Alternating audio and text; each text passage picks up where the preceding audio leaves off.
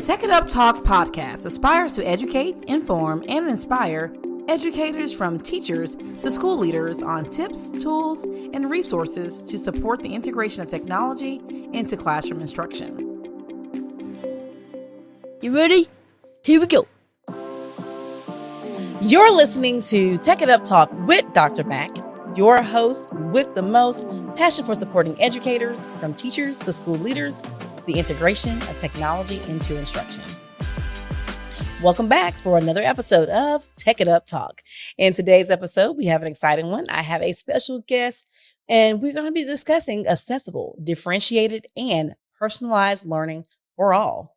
And our guest today is Sherri Powell, who is also a contributing author in the book, Get Your Tech Together, with me and some other instructional leaders. And so she's an educational trailblazer who sparks innovation in teaching with the passion for empowering educators and embracing technology. She leads transformative initiatives in her region, leaving an indelible mark on professional development.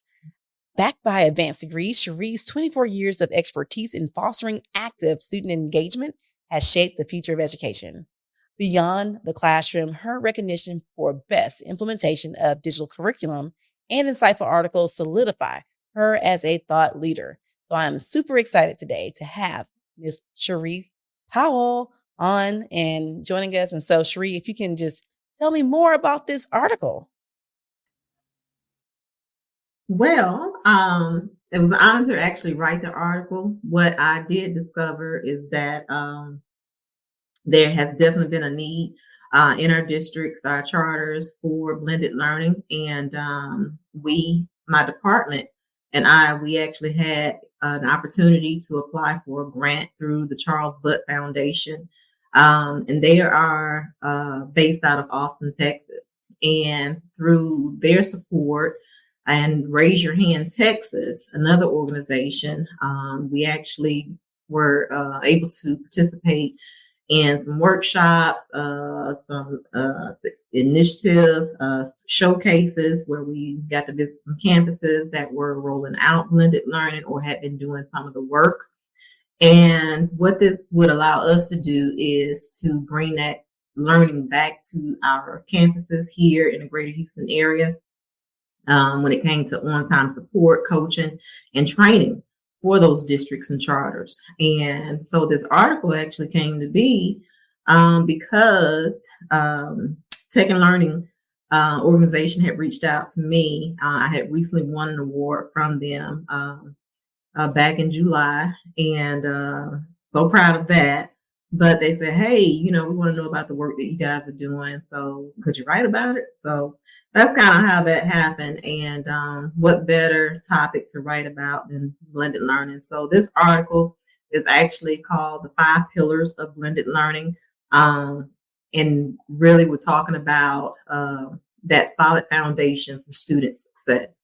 And in that, I talk about the 5 pillars. Assessment, data-driven instruction. We talk about rigor. We talk about relationships. We talk about student agency and personalized instruction. And all those fall under blended learning. Yes, and I'm glad that, that was a great segue into our topic today, because our topic, we're going to be talking about accessible, differentiated, and personalized learning for all. And me, those are all components that fit right into blended learning for best practices and supporting all students. Mm-hmm. So let's jump right in. All right, so let's talk about technology. And so how does technology integration contribute to making learning more accessible? And why is this particularly important in today's educational landscape? I think it's very important. There's so many changes, from how and I say we, I'm talking about the students, how they considered us old and old school and old souls, and how we learned. We learned by paper, book, and pencil and pen. We didn't have technology at our fingertips. And so today, many of our students, we know that we're in a tech world. So they're learning from videos, whether it's YouTube or TikTok. They're learning from digital platforms. They're collaborating, they're communicating. So we as educators, we've had to kind of learn how to teach them from where they are. And that's where that tech integration comes in at, infusing that tech into learning. So it's going to be beyond that book. It's going to be beyond that, paper and pencil. Because we're in this tech world and because we know that technology is a powerful tool for learning and teaching, we have to best utilize it. To best utilize it, we have to learn how to adapt learning to meet our students' needs. And when I say students, we're talking about all students. I love that. All students. A lot of times we teach to a group and we know that our learners are different. Each one, even us as learners are different. We all learn, receive information and process it in different ways. And so I love that. All right. So as you just shared, technology offers so many tools, platforms that, as we as educators have to continue to adapt with. How can educators effectively use technology to implement differentiated instruction and kind of cater to the individual needs of their students? I think first and foremost, we have to make sure that tool is safe. Vetting the tool. We can go to conferences and workshops and attend trainings and learn about the latest and greatest. And the question that we have to ask ourselves as educators is it safe? Is it, something that's going to protect my child, my student, from the outside negatives that can come in, such as the phishing, such as, different dangers that are out there, stealing their information, being careful with their PII, and so to speak. But with those different tools, I guess my first piece of advice is to check it out, to vet that tool. And then discover if that tool is actually going to be useful for that student or those groups of students. How do you know that? You need to assess your students. You need to discover, what it is about them and how you can actually reach and teach them where they are. And will that tool that you've chosen, because they got so many tools out there, is that going to be that tool for you to go to educate that student? What's going to work best for the student? That teacher will know that. Even the student, when they get in, you have to know your students, so to speak, be able to match them up with that tool. Awesome. And this is where personalized learning kind of comes in, but sometimes I think it's really hard for teachers and even some of our school leaders to understand like what is personalized learning.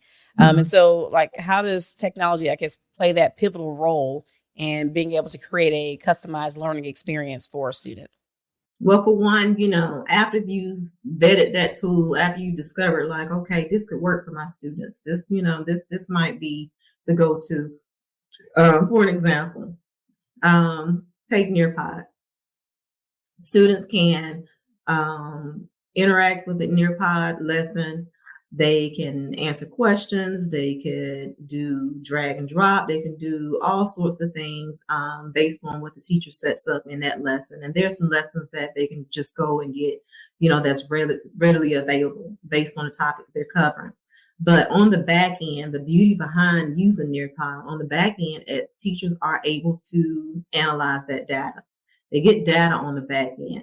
And so from that data, they can see what the students struggled on. They can see, where they may need support.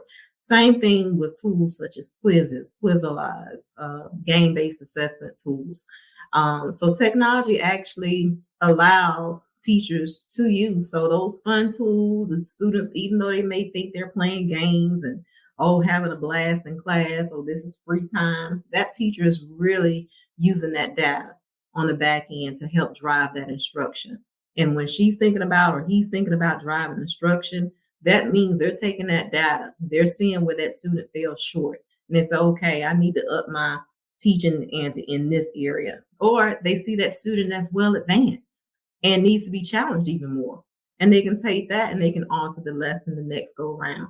So that technology, it actually allows that. We couldn't do that with book, paper, and pencil back in the day. So we saw what they did. We checked it off. Oh, they missed this. They missed this. They missed this. How often did our teachers back then take those papers that they graded and went through, like, okay, let me get my data off this sheet of paper. Oh, everybody missed number one. Did they actually take that data to drive the instruction? I don't think so. I didn't learn that way. I wish that those things were available when I was an actual classroom teacher or the teachers that I actually experienced. But technology has definitely allowed a lot. And so using that data to drive instruction is probably the most important. And then it also helped foster student engagement. Thinking about those students that may not be interested or sitting in the back of the class bored with their hands, up to their chin or the head down and may have sleep. They're bored. They're absolutely bored or they're tuned out, and you need something to engage those students. We're living in a world, like I said earlier, that students are into technology. So you have to bring the technology in. I love it. And so, and even with trying to access the data, a lot of the programs that teachers use in class that gives them that data is very dynamic from the paper and pencil. So even if you were trying to collect data, say everyone missed number one or number two, or running those green scantrons back in the day and get your tally up at the end, like it wasn't really dynamic information. They really can kind of quickly shape. Now we can really leverage even some of the tools we're using to assess with to quickly adapt and create small groups, or leverage the system to like analyze the teaks that were, or standards that were being used in the assessment in the first place, to quickly identify it without us physically having to go manually do it ourselves. And so, and leveraging that to kind of guide and lead instruction. So yeah, I love it. Can you share some examples of successfully how technology-driven initiatives or practices have effectively addressed diverse learning styles and abilities of students? Um, okay, let's talk about accessibility, for instance. That's actually covered in the book. And so one thing that it has allowed is for teachers, after they have assessed their students, after they see, where the student needs more support or the most support, an example of that would also be thinking about that student as far as accessibility. We know that, personalized learning is definitely a eye opener when it comes to learning for students, and teaching learning for students is not a one size fit all. You cannot teach students the same way from one to the next. You really have to know your students and where they need the support, and just meeting their needs. And all students needs, whether it's a need of more support or a need to be challenged. And so when you think about accessibility, you think about, no one could actually, even you and I, we wouldn't get behind in our learning if we had accessibility rolled into it. Accessibility can be as anything as simple as having the closed caption, on your video screen. That helps a lot of students that may tend to tune out. Not that they have a hearing problem, but they may tune out and may get lost in the lecture. What better way to help them each actually keep up than having a closed caption? They may have missed a word or two, may tuned out and la la land. That happens. What about the transcript? Having them be able to see the transcript on videos, to take their notes alongside. That's another way. Students who may need actual a second screen or a second monitor or different things like that. So accessibility can come in so many different forms. And many of these features are actually on the computer that you don't have to pay for, that you don't have to download anything special. It's just a matter of turning them on. And so, just showing teachers that would be a good example of how they can actually, help with accessibility. Thinking about personalization, you can't talk about personalization without knowing the students, to make it personal for the students. What does that look like? An example of personalized for your students. Okay, you got the data. You see that Johnny is struggling in, his math facts. And so Johnny may need a little extra support. So you can roll out a playlist, just a digital playlist, whereas it may look just like Sarah's and Jack and Jennifer. Everybody got the same document, same QR codes, same links. So it looks like. But because we know that Jack is struggling in his math facts, when Jack clicks on his particular link, it may go to another page or another website where he's actually getting more personalized learning. That way, it saves embarrassment. Jack does not feel signaled out. Everybody's document looks the same way, and they all think they're doing the same thing. And that's what I love about playlists. And that's one great way just to personalize learning because it's catered to Jack. It's catered to that student who might need that extra support, or it could be catered to that student who has to have that challenge. Otherwise, they check out. Otherwise, they're not engaged. And the other, just the differentiation piece. We talk about that in the chapter as well. And, an example of differentiation that, teachers could use would be also in the form of different assignments. They may have the same assignment, but just different levels of that assignment where that student that may need less of or more of that particular support. So many things, just so many different things, so many different tools that are out here that students and that they can use. But the biggest thing is teachers knowing their students. Yeah, I was just thinking when you were talking, I was thinking about myself in this. It was like, even if I'm listening to someone, or if we're in a Zoom or a Google Meet, or any of those programs, I'm listening to someone speak because they're giving me information, but I'm not an auditory learner. And so I have to turn on the closed caption just to help me with processing what they're saying. Because it helps me. Like, sometimes people don't realize you can listen and read at the same time. But it definitely helps me with processing information, especially if I'm really trying to get it versus just listening to it. And a lot of times we have our sage on the stage teachers who are they're doing a lot of talking. And if it's another student is like me that's not an auditory listener or a learner, then it's challenging for us to process the information we have to do along with that. And so I love it. So definitely considering your students and knowing who they are, what they are, and what their interests are in, and what their Right. needs are definitely important, and really designing a learning environment that can be personalized for all. The other thing is just making sure that you understand, the different learning styles. Like you say, you're not an auditory learner. You may be more hands-on. I know that I am more hands-on. And so, if you're considering your students, think about how they feel. Think about, different modalities that are out there that, may work for me, but may not work for you. I'm okay with watching a video, but I'd rather watch a video that may have some questions in between, check for understanding. Don't give me a video that just plays all the way through and I got some questions at the end. I'm like, I don't remember that part. Oh, yeah, I checked out then. I missed that one. So, it's things like that that really stand out. Think about those students who are so used to gaming at home. Their mind is just focused on gaming and winning and competing. So think about those students who may really benefit and shine through interactive gaming.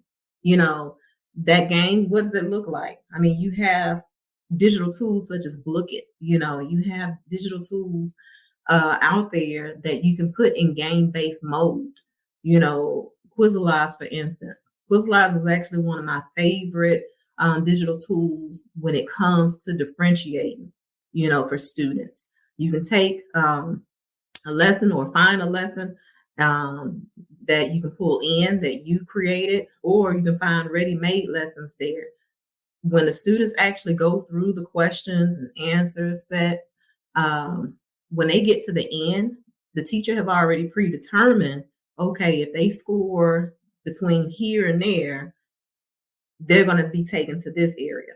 If they score between here and there, they're going to be taken to this area. And so those areas could be a PDF. It could be a video that the student may have to watch. It may be a document that they went over. It may be some digital notes that they've taken, just something to actually go back and reteach and relearn. And the students have access to that because the teacher has imported those resources in. After they're done with that, they can actually go back and play the game again. Students get a score to turn that particular digital tool in a game based, where now they're competing. And even as a homework feature, where it's not a game at all, or they play against the computer. So just different things, different tools that are actually out there that, those students, you're meeting their needs, but you're also addressing their learning styles, their interests. And that's what's important, because that's what's going to get those students engaged. That's what's going to spark their interest and keep them motivated in learning. Awesome. Now, I'm going to kind of transition this to talk about challenges, because I know we talk about a lot of things that teachers can do or administrators can support and implement, but we know that with that comes challenges. So what challenges might teachers or instructional coaches, leaders face when trying to integrate the technology for accessible, differentiated, and personalized learning? And how can these challenges be navigated? Okay, well, a couple of things.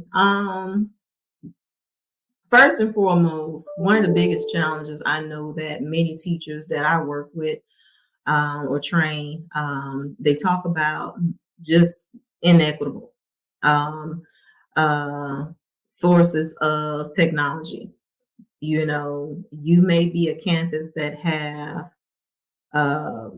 these awesome digital tools. The district pays for it, or the campus, they may pay for it for you to actually use it, and not the freemium account. That's something that's inequitable across the board. So it just really depends on what district, what school you're at, as far as access. So let's talk about inequitable access. That's one challenge. Another challenge could actually be the physical tool, the computer, the laptop, that may not be as present or as equitable for a class set versus, 2-3 students or 1-to-1. So that could be another challenge, just having access to technology. But one of the bigger challenges, of course, could also be training, just the knowledge that teachers have. Many teachers have come up, our newer teachers, our young, vibrant, ready for the world teachers. They know it all. They coming in running with it. Whereas you have your more seasoned teachers that's been teaching 30, 40 years, and they're about burnt out, or I'm not learning anything new, and it's too much for me. There's too much technology for me. So that can definitely be a challenge. Just staying up on, the different digital tools and resources that are coming out. Technology is always evolving. So every week it's something new, AI, let's think about AI and how it's changing. Every week they're coming up with a new AI tool. And so that's another thing that we have to think about. Just that challenge of staying abreast on those new features and tools and things like that. So how can we navigate that? How can we get the support that we need? Yes.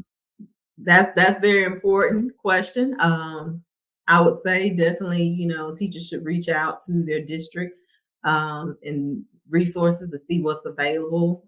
Your digital learning department, technology department, see if there's anything that's being offered. Region 4, if you're in our region, definitely reach out to us, digital learning department. We definitely can provide support and training.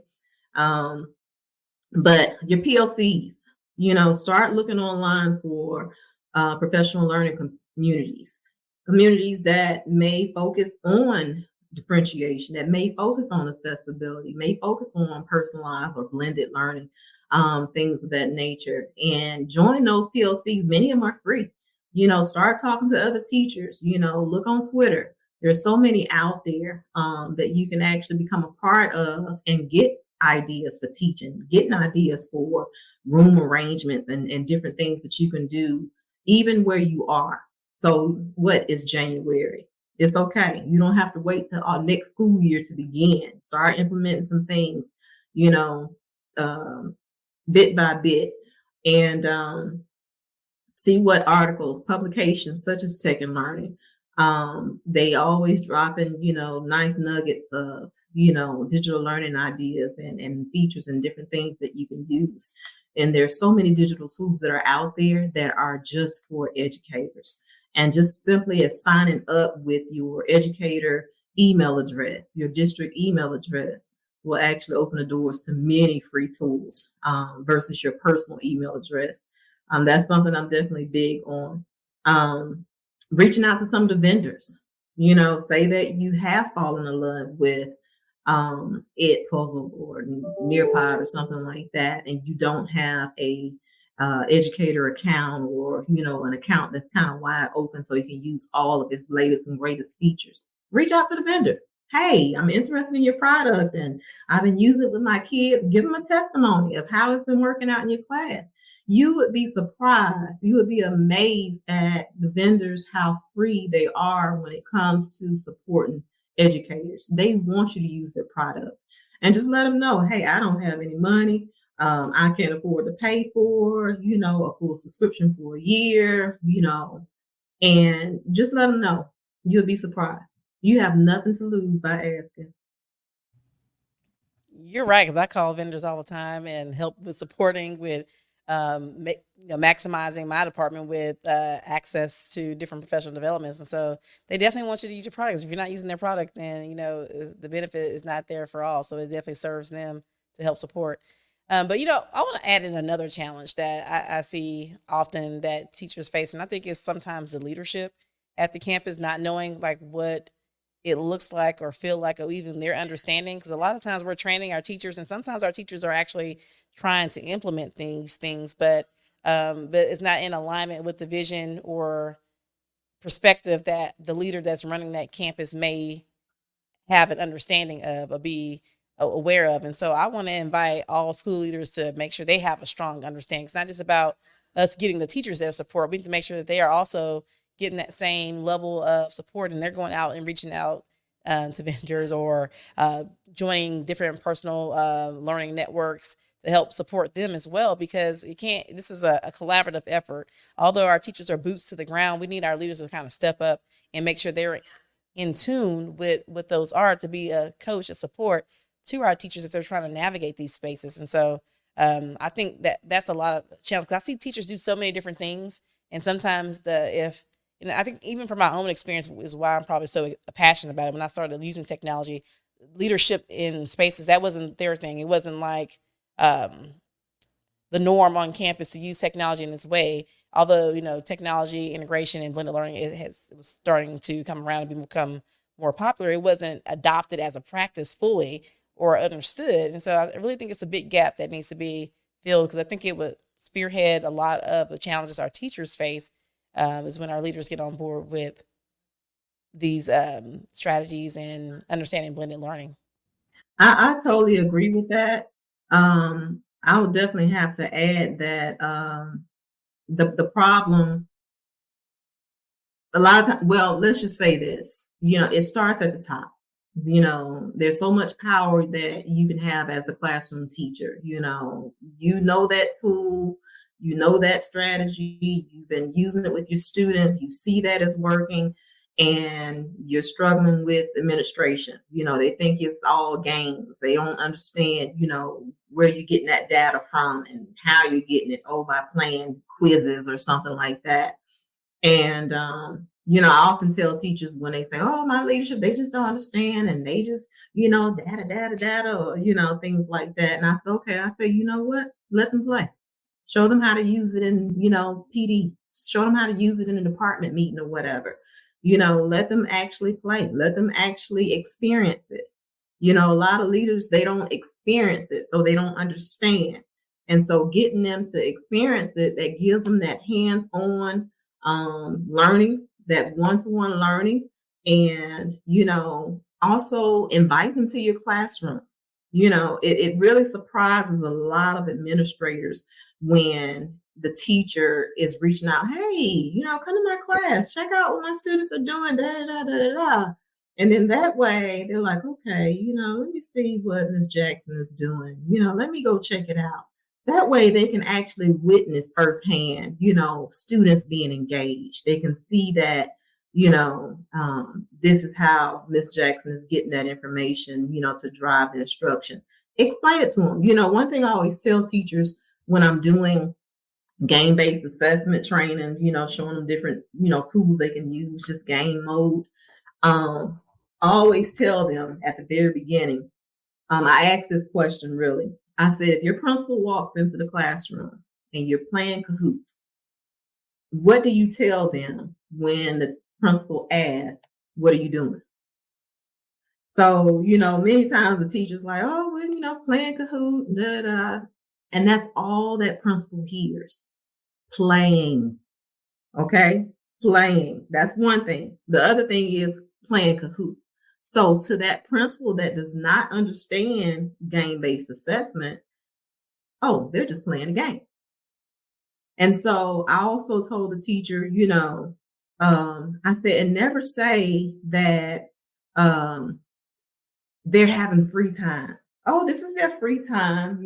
They finished their work for the day, so I'm just letting them play in Kahoot. Okay. This is what I tell the teachers they need to say.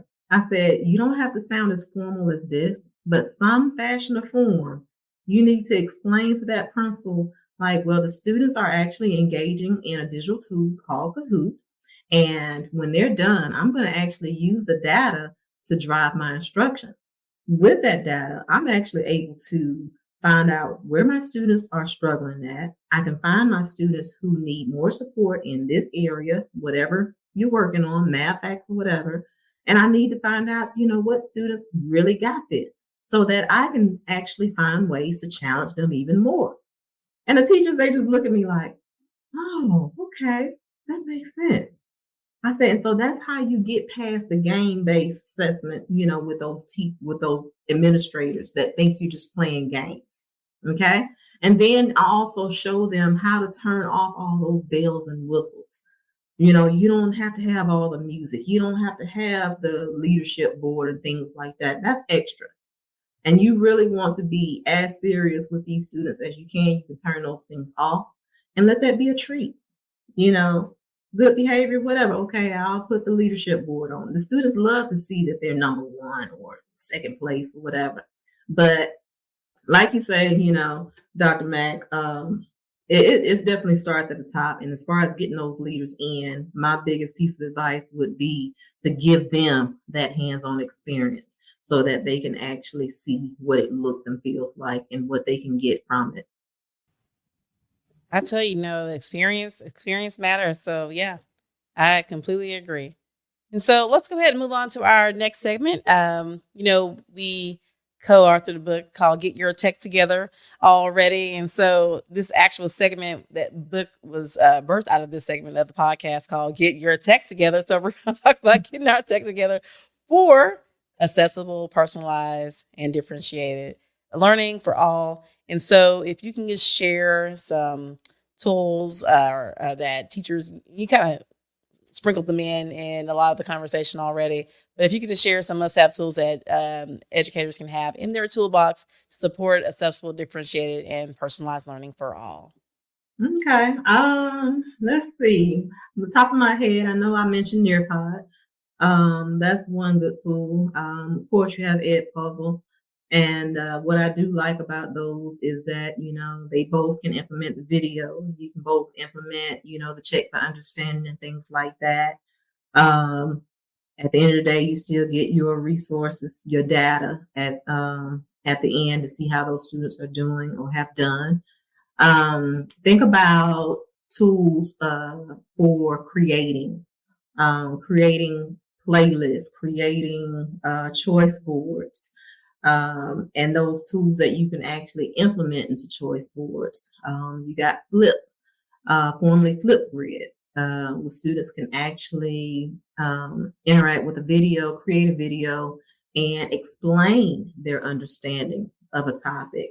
You have your gamification tools. You have quizzes. You have Quizalize. You have Kahoot. You have Look It. You have so many. You have your simulations. You have AR, VR, different tools and things like that. Think about those students and those diverse learners that you have that may need that particular interaction. They might need to see, what it actually looks like. Think about tools such as Seesaw, for our younger learners. In a sort of speak, this is kind of like their LMS, their learning management system. And this is something that those babies could actually do with their parents at home, importing their little videos or, doing their little drawings and things like that. And this is as early as pre-K kinder. So something for everybody. You have your creation tools for video, for audio that are out there, Adobe Express, Creative Cloud, that's free for educators.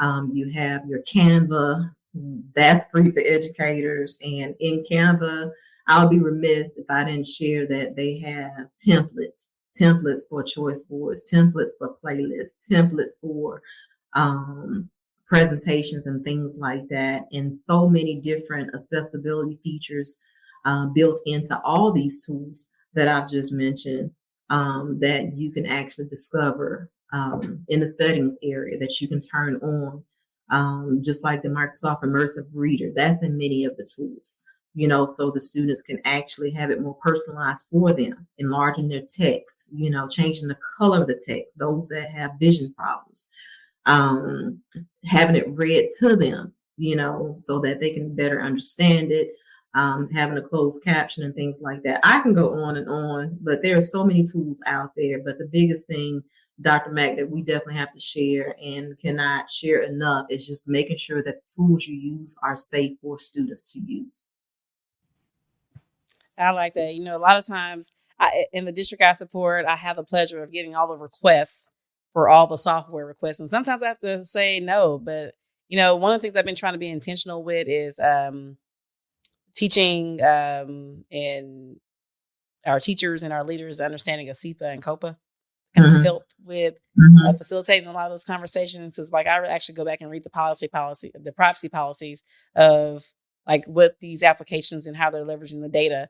And so a lot of times our teachers, they're not thinking that way. They see something bright and shiny and it sounds great, but we're going to make sure that we have protection on the other side and our kids' data is protected too. So like, so you definitely want to be mindful, make sure, check in with your digital learning team or your instructional technology team that have vetted resources most times. And so definitely want to vet your resources before you implement them. There was another tool I wanted to throw in because this is something that I noticed that Google has been doing a lot of updates in their environment. And so in Google Classroom, there's 2 resources they recently updated. I think they'd be great to support a blended learning classroom or accessible and differentiated classroom that can personalize for students. And I don't know that all districts may have access right now. It really depends on the rollout and what enterprise I guess they have. But they now have it to where you can take videos from YouTube like you would do with Edpuzzle, and you can add those check my understandings in built into Google Classroom now. Yeah. And they added in practice sets where you can create these personalized learning environments for students, and where you can go in and create questions, and maybe they missed a question, they have automatically have these different resources that you can link in to kind of help with them closing the gap in that information. So it's great.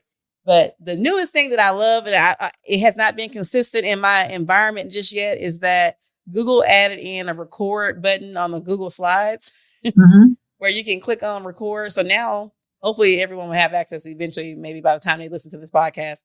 But you can now record your Google Slides, and you can do, because a lot of teachers are using Google. A lot of our school districts are leveraging Google, have Chromebooks, and that's just the landscape we're in right now. And but I love that they're adding these features in, because we're saying that you can do all these different things, but you can also leverage tools you have access to automatically And so I love that Google has been updating their workspace environment and classroom to kind of really help facilitate some of the needs that they're using in third-party programs. And so I think that's going to be awesome, once they do fully roll that out. I know it's in certain accounts. I think the biggest takeaway from that is, not only do Google want you to use their product, but they also realize that, in many school districts, the liberty of installing extensions, has been turned off, at the administrator level. And so teachers aren't able to install certain extensions, for instance, like recording. All teachers are not using Chromebooks that may have the built-in, tools and things like that. They may have a PC, they may be using Apple product. And so, with Google implementing those things in their particular app, I think that's awesome, for those that are using, are using it.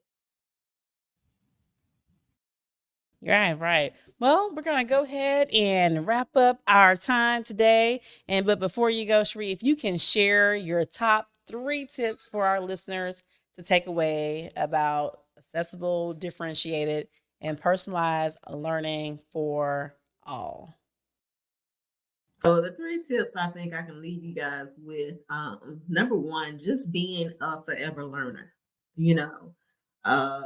Come out of that old school way of this is how I've been doing it all these years, and this is how I'm going to continue. Technology is always changing.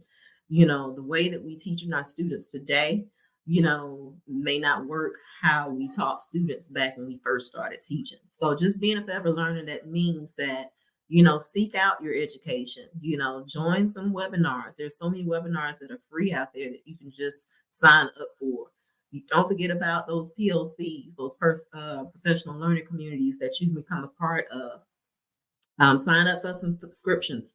Tech and Learning, for instance, comes out monthly.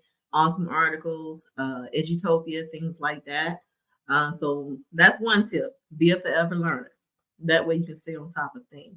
Another one would be is always make sure that you're designing learning to engage all your students. Don't just think about those students who have IEPs or modifications or, behavior issues or whatever. Think about every individual in your classroom that you're responsible for, and plan for them when it comes to differentiation, when it comes to personalizing their learning, when it comes to, making learning accessible for them. What does that look like? Those things I mentioned, choice boards, using that data to drive instruction, play a game or two in Kahoot, find out where they're falling short at, find out where they need to be challenged at. So just making sure that you're designing with every student in mind, every student. And I would say my last tip would probably be, don't overwhelm yourself. There's so many different tools and things that are out there that you're going to hear about, that you're going to learn about. And you're like, oh, I'm going to take it and run with it. And then you get overwhelmed and you are back to square one because, you kind of fail to actually look at the bigger picture. The bigger picture is find something, stick with it. And until you get bored with it, until the kids get bored and they stop learning, they stop engaging, and it's just redundant to them, okay, switch it up then. But rolling out 5, 10, 15 tools at one time and 20 strategies, you're going to drive yourself crazy. So, just don't overwhelm yourself. Find out what works best for you and your students and use that, capitalize on that. And then maybe switch it up, a time or two here, throughout the course of the year, and let them ease into it. Don't expect it to be perfect and run as awesome as smooth the first time you do it. So don't be so quick to give up on it. Try it again. All right. Well, thank you, Sherri. You're so welcome. Well, how can our listeners connect with you beyond the podcast? As you can see on the screen, my X handle. It sounds so weird saying X now, but my X handle, or Twitter, You can follow me at Bless ETS, and I'll have Instagram too, but I'm really not as engaged or active on there as much as I We'll should get you be. there. We'll get you there. We'll Come get on there and join the soon. Instagram We'll get train. there soon. And then, of course, you can email me at Sherri Powell at esc4.net, or my personal email is mssherripowell@gmail.com. All right, Sherri, thank you so much for joining me today again. And that's a wrap up for another lightning episode of Tech It Up Talk. So a big thank you to our incredible guest for sharing her invaluable insights. And we hope you, our listeners, have gained some fresh perspective and actionable ideas to enhance your instructional practices. But before we go, remember to connect with us and stay updated on all things Tech It Up. Follow us on your favorite social media platforms at Tech It Up Talk.